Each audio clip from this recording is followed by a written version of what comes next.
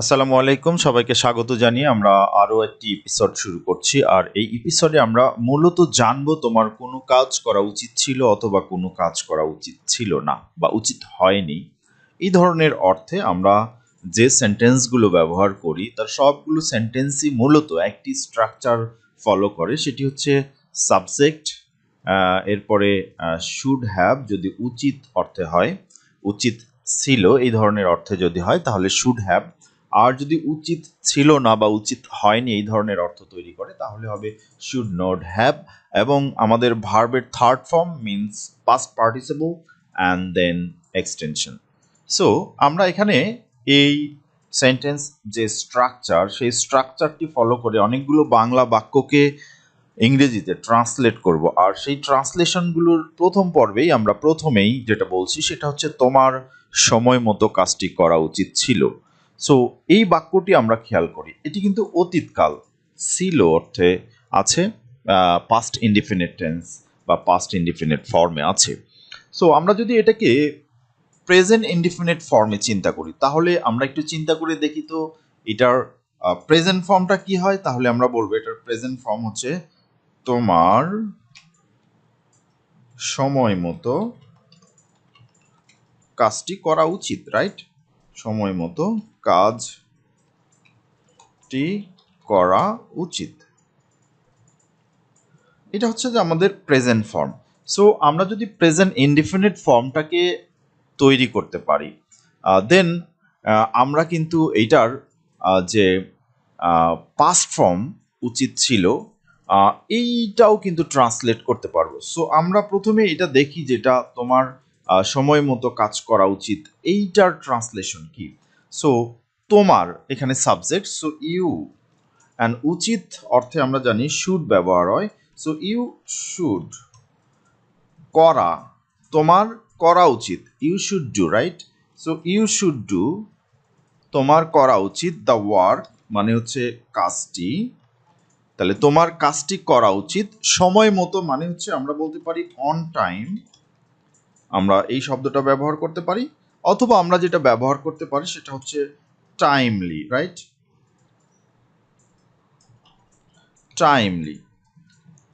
So তোমার কাজটি সময় মতো করা উচিত, এর ইংরেজি হচ্ছে you should do the work on time or timely, right? So on time or timely মানে হচ্ছে সময় মতো। আমরা আবার খেয়াল করব, you should do the work, তোমার কাজটি করা উচিত অন টাইম অর টাইমলি, সময় মতো। তোমার উচিত you should do, right? So এটা হচ্ছে আমাদের প্রেজেন্ট ফর্ম, বাট আমাদের যে বাক্য আছে সেই বাক্যটি প্রেজেন্ট ফর্মে না, এটা মূলত আছে পাস্ট ফর্মে, পাস্ট ইনডিফিনিট ফর্ম। সো আমরা যদি পাস্ট ইনডিফিনিট ফর্ম ব্যবহার করি তাহলে ইউ শুড হ্যাভ, ঠিক আছে? ইউ শুড, শুড এর পরে হ্যাভ ব্যবহার হবে, এবং আমাদের যে মূল ভার্ব আছে এর পাস্ট ফর্ম বা পাস্ট পার্টিসিপল ব্যবহার হবে, বিকজ হ্যাভ এর পরে ভার্বের থার্ড ফর্মটি ব্যবহার হয়। সুতরাং আমরা এটার প্রেজেন্ট ইনডিফিনিট ফর্ম যেটা ব্যবহার করব সেটার জন্য হচ্ছে আমরা লিখব you should. So you should, তোমার উচিত হ্যাভ ডান ছিল, right? Have done, you should have done, তোমার কাজটি, তোমার করা উচিত ছিল, ইউ শুড হ্যাভ ডান, তোমার করা উচিত ছিল কি, the work, right? So you should have done the work timely, timely or on time, আমরা বলতে পারি টাইমলি অর অন টাইম। এই দুইটা মানেই হচ্ছে যে সময় মতো, টাইমলি মানেও সময় মতো, অন টাইম মানেও সময় মতো। তাহলে তোমার কাজটি সময় মতো করা উচিত ছিল, এর ইংরেজি হচ্ছে you should have done the work on time or you should have done the work timely, right? So আমাদের কিন্তু একটা জিনিস খেয়াল রাখলেই হবে যে শুড উচিত অর্থে ব্যবহার হয় এবং শুড এর পরে ভার্বের প্রেজেন্ট ফর্ম ব্যবহার হয়। বাট যদি আমরা শুড হ্যাভ ব্যবহার করি তাহলে এটা পাস্ট ফর্মের অর্থ দেয়, এবং হ্যাভ থাকার কারণে আমাদের ভার্বের পাস্ট পার্টিসিপল হয়। বাকি যে অংশটা the work timely or the work on time, এই অংশটা কিন্তু আমাদের উভয় বাক্যেই ঠিক আছে, কেবল আমরা এখানে চেঞ্জ করছি। তাহলে ইউ শুড ডু অথবা ইউ শুড হ্যাভ ডান, তোমার উচিত ইউ শুড ডু, তোমার করা উচিত ইউ শুড ডু, আর তোমার করা উচিত ছিল you should have done. So আমরা এটা যদি ধরতে পারি যে কখন উচিত অর্থ তৈরি করে আর কখন উচিত ছিল অর্থ তৈরি করে, তাহলে কিন্তু আমরা এই রকমের যত সেন্টেন্স আছে সবগুলোকেই খুব সহজে ট্রান্সলেট করতে পারবো। আমার ধারণা যে তোমরা এটা বুঝতে পেরেছো এবং তোমরা পরবর্তী সেন্টেন্সগুলো প্রথমে দেখে ট্রাই করবে, আর না পারলে আমার ভিডিওর বাকি অংশ দেখে সেগুলোকে কারেকশন করে নেবে। সো আমরা পরবর্তী বাক্যগুলোতে যেতে পারি।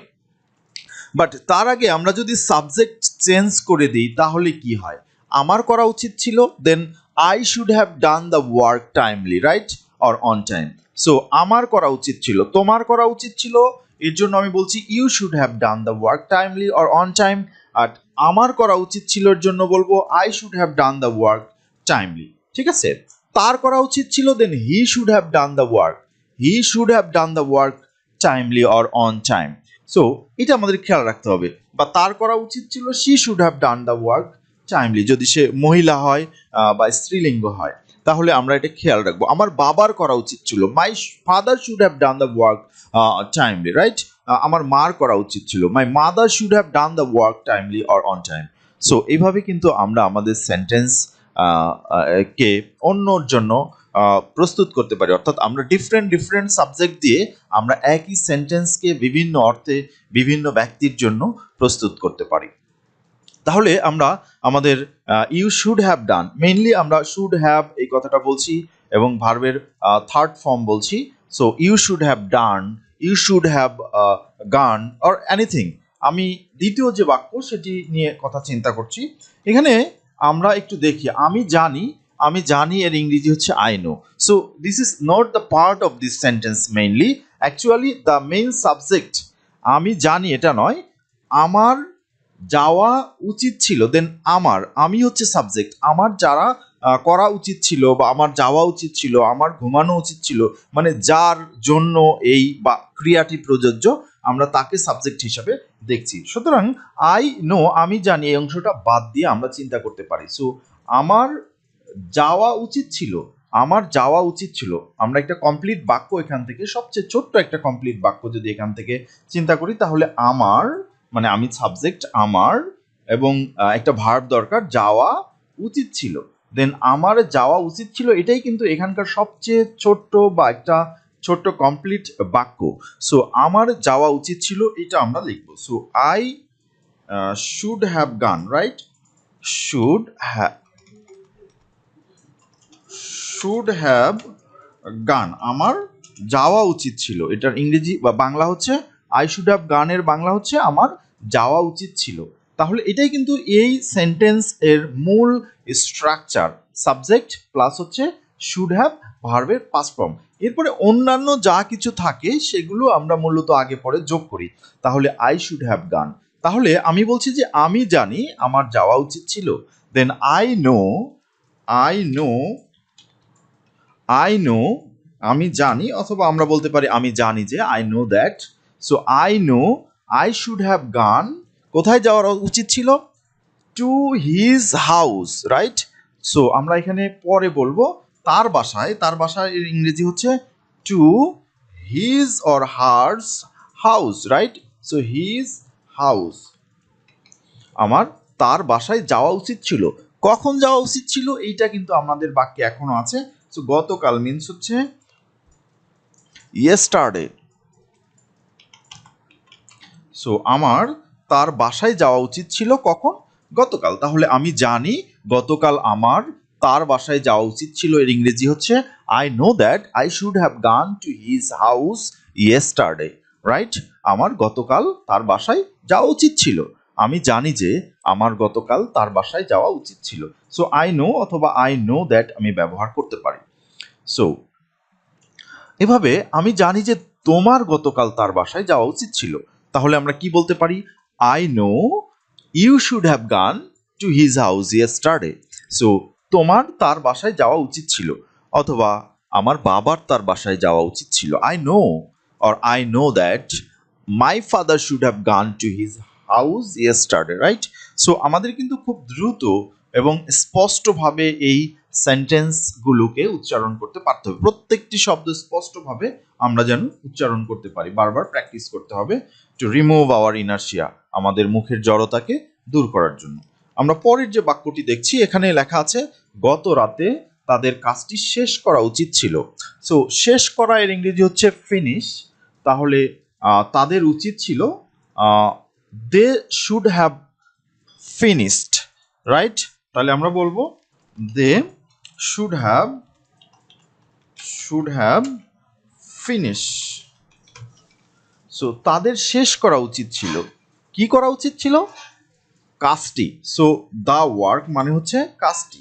সো তাদের শেষ করা উচিত ছিল, they should have finish the work, তাদের কাজটি শেষ করাই উচিত ছিল। কখন? দেন ইয়েস্টারডে, তাদের গতকাল কাজটি করা উচিত ছিল। তাহলে তাদের গতকাল কাজটি করা উচিত ছিল এর ইংরেজি হচ্ছে they should have finish the work yesterday. They should have finish the work yesterday. ও, আমরা গত রাতে বলেছি, তাহলে গত রাতের ইংরেজি হবে last night. Last night. So last night means হচ্ছে গত রাতের। সো দ্য ওয়ার্ক যদি কাজটি বলি, অথবা আমরা টাস্ক বলতে পারি কাজের ইংরেজি, অথবা আমরা জব বলতে পারি। So they should have finish the job last night, or they should have finished the work last night, or they should have finished the task last night. So এইভাবে কিন্তু আমরা আমাদের এই বাক্যগুলোকে ট্রান্সলেট করতে পারি। এখন আমরা যদি এটার নেগেটিভ ফর্ম ব্যবহার করি, তাহলে তাদের সেখানে যাওয়া উচিত হয়নি, মানে তারা অলরেডি গিয়েছিল, বাট তাদের এই যাওয়াটা উচিত হয়নি। তাহলে দে